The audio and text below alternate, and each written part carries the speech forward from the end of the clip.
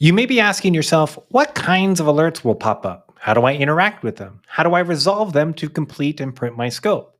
Well, I'm going to bring your eyes to the top right here of the XactXpert drawer, where there is a terminology key, a legend, to explain there are three primary types of alerts that exist. Violations are red. Violations must be resolved inside of the estimate. You cannot bypass a violation, nor can you complete or print with an active violation. Violation is exactly what it sounds like. It's a violation. You must fix what this is.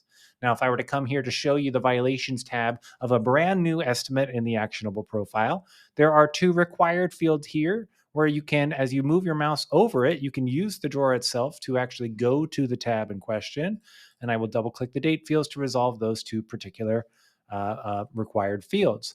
We also have a labor minimums tab review that as soon as you've added a line item, as long as you go to the labor minimums tab and checked if they are properly applied or not applied, that will be resolved there. Let's take a look at warnings. Warnings are orange. They can be resolved, or a user can enter a bypass note that offers an explanation as to why it was not resolved. So if you've ever hit complete in the old inspection flow and a legacy rule popped up, you had the opportunity to click a little bypass field.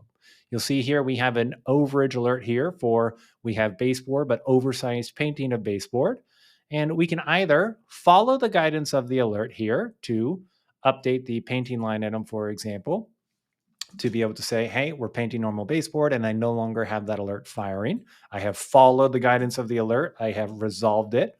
Or I can bypass it and provide either, I can choose one of the predetermined bypass reasons in one of these boxes here, or I can actually select user defined to bring back the old text box to provide my own particular reason.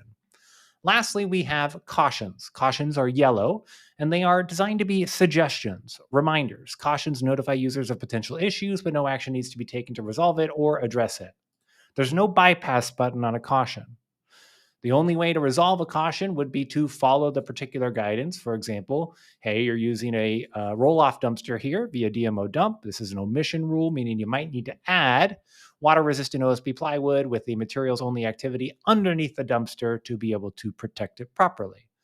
So note, if you are trying to finish your scope and submit it to the claim or print something out, violations you'll have to address inside of the scope, but there are no violations other than the required fields you saw inside of the actionable profile.